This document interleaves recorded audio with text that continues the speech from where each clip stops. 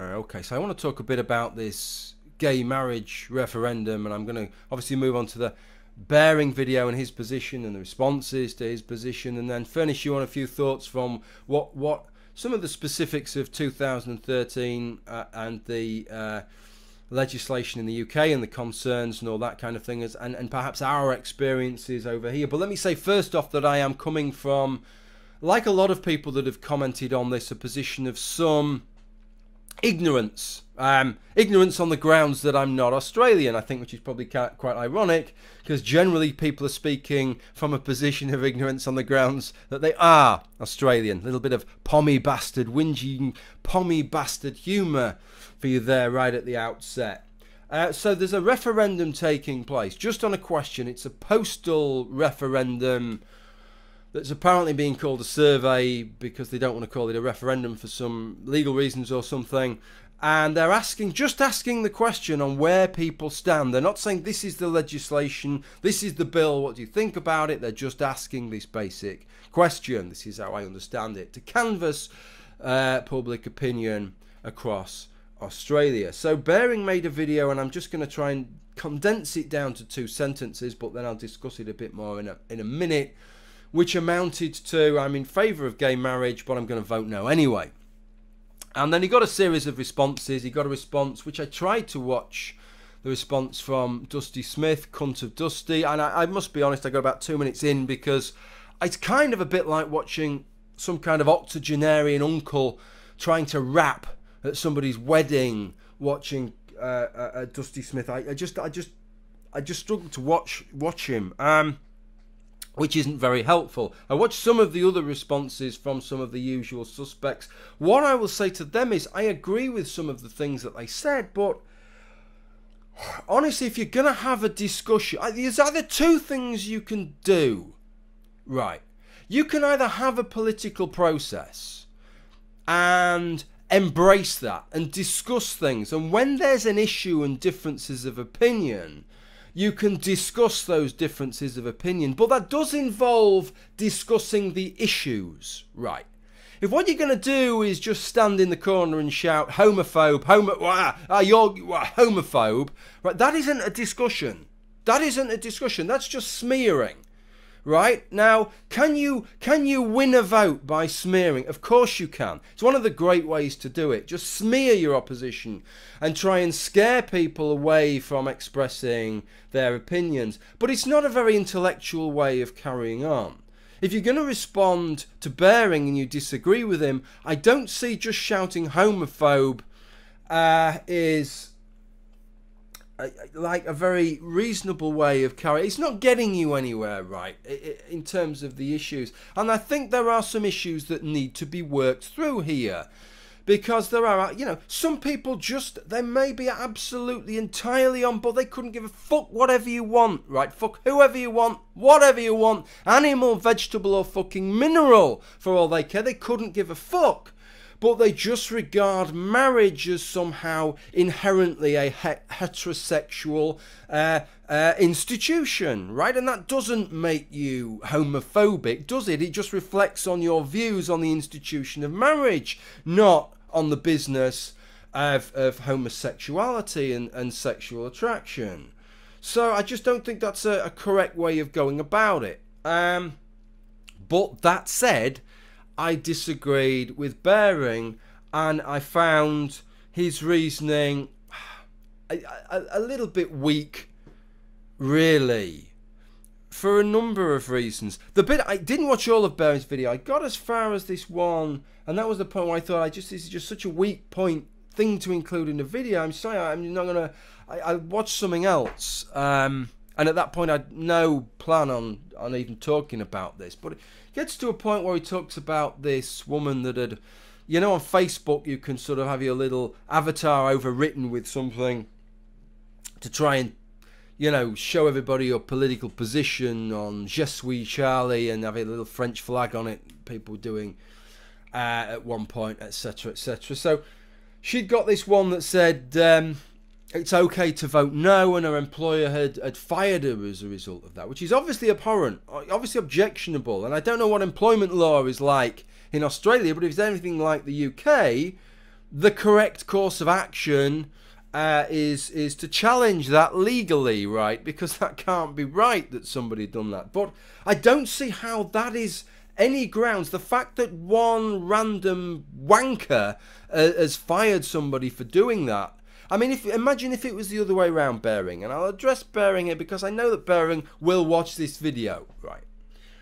So imagine it was the other way around, Bering. Imagine you was a very religious person, let's say, very devout, very conservative religious views, and you regard homosexual sex as a moral evil. Burn the fucking sodomites as far as you're concerned, alright? Let's say.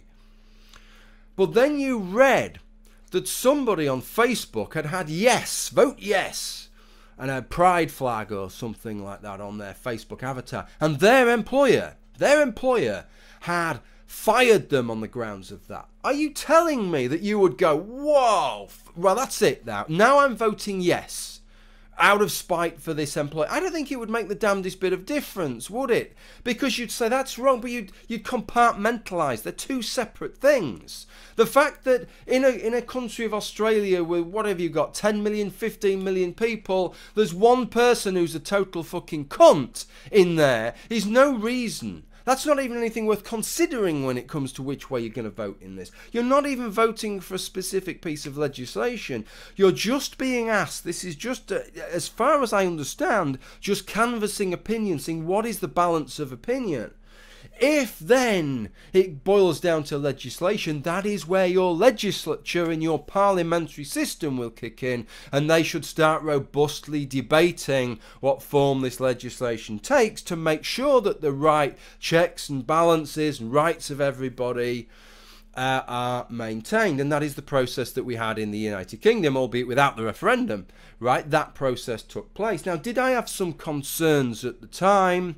Yes, I did, because I was very much in favour of gay marriage. I had no problem with it whatsoever, but I did have a concern, and perhaps bizarrely, given my stance as a YouTube atheist of nearly 10 years and anti-theist, moreover, an anti-theist, my concern was for religious people, or more rightly for religious organisations, and that they would be forced into carrying out gay marriages, which for me, I just thought is a ridiculous, that's a step too far. Let me just make one thing clear here, right?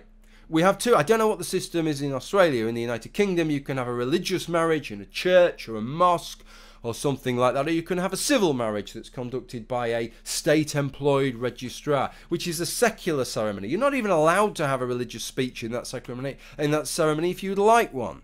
Okay, now, if you're a Christian who's employed as a registrar conducting a secular ceremony, I'm not saying you ought to be able to say, well, I'm a Christian, so I'm not going to conduct gay marriages. Bollocks to that, right? You're being employed by the local authority there. You leave your religion at the door of the building when you walk in, right? I'm not talking about that. I'm talking about priests conducting marriages in church, imams in mosques, etc., etc. That's what I'm talking about. And that to me was the bone of contention that I had, and it was the bone of contention that some religious people had, and I understood their perspective. I don't believe in God. I think it's a load of bullshit. But if you genuinely believe in God, and you genuinely believe that your God is the ultimate arbiter of morality, and your God is saying that this is a sin, then to expect you in your place of worship to conduct a sinful ceremony, something that is an abhorrence, a moral evil to God, is a little bit over the top, I think. You may as well just write in the legislation, religion's a load of bollocks, hadn't you? Because that's effectively how you're treating people's religious beliefs. So the thing that I wanted to see was that there would be some allowance made, some understanding made that actually, yeah, people do hold religious beliefs. They're allowed to hold religious beliefs. And just the same way as you wouldn't expect the Church of England to employ a fucking imam as a vicar, or an atheist like me as a vicar, right, just because of discrimination in the workplace, you have to have some exceptions. I thought the same exception needs to be made for religious marriages in places of worship, and duly that happened, and I think that's really, really good. What is interesting is, let me show you some statistics, right, just before I wrap this video up.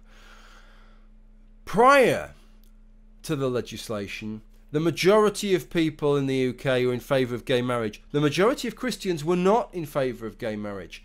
In the last 3-4 years, 3 years in terms of the data, right, because there's a sort of year's lag on the data. In that 3 years data that we have since, those percentages in favour have shot up, and especially amongst Christians, right, which is interesting. What it meant was that the majority of Christians were against gay marriage. Now the majority of Christians are in favour of gay marriage. So actually a lot of the concerns that this was going to be the end of the fucking world, and marriage is this sacred institution of the church and it's all going to be ruined and everything. I think most Christians realise that this has happened and not a fucking thing has changed, right, in their life. It hasn't impacted on them one fucking jot, largely because I think the government had the sense and the decency to say that no, we're not going to insist that mosques and churches carry out ceremonies that they regard as a moral abhorrence, and so they sort of recognised that. And so these were the percentages that we ended up with. And also, of course, and this is very relevant to Baring's video, a lot of them had this fear, which I didn't understand. Maybe the situation is different in Australia. It's just something I don't know about. But they had this fear that somehow this would be the point where it would somehow then, their freedom of speech would go, and it would be kind of illegal for them to still hold the position that homosexuality is immoral, and if they say it, they're going to get fucking arrested or charged by the police or something. And of course that hasn't happened. And the thing that I don't get with that is that if that was going to happen, surely that would happen at the point where homosexuality was made legal, right? That would be the relevant piece of legislation, wouldn't it? That would be the relevant legislative act when homosexuality was made legal, not when homosexuality, which is already fucking legal for decades, then we just allow this marriage ceremony to effectively in the UK a civil partnership to be called a marriage is effectively what it amounted to. Why would that suddenly mean that you can no longer express your convictions on homosexuality? That just didn't really seem to make any sense to me, and it still doesn't. It still seems like a fear, and if you're going to have that kind of fear, this is the issue I have, Baring. I understand fears about rights being taken away and us having our rights to express our opinions, even if they are abhorrent opinions to the majority of people. But if you're going to have that kind of fear in advance of legislation even being drafted, even being formulated, even when you're just being asked the basic questions so they can decide whether a piece of legislation is worth considering, for fuck's sake, then you're never going to enact any legislation about anything, because these fears are not particular to this. They're not just pertinent to this issue, they're pertinent to pretty much anything. You can make the same kind of arguments. Well, if we enacted legislation on this, what about if that means that this group can't say this anymore? You know, so I just think that's a concern that you're expressing there, mate. That's really, it's misguided. It's two totally separate issues, and you've got to bite the bullet and say, do you know what? If I'm in favour of gay marriage, then I've got to put that I'm in favour of gay marriage. I've got to tick that box. That's a box that I've got to tick here. But then I've got to be aware of these things. Then if enough people tick yes, then the legislature kicks in, then the debate kicks in, then the wider debate kicks in, and everybody else gets to have their say in the public sphere, right? And all the different groups get to have their say, and that is when we have to make sure that whatever safeguards that we want to have are included in the legislation. Not at this stage. Not at this stage. Okay, that's what I wanted to say. Thank you for watching. You know the fucking rest of it.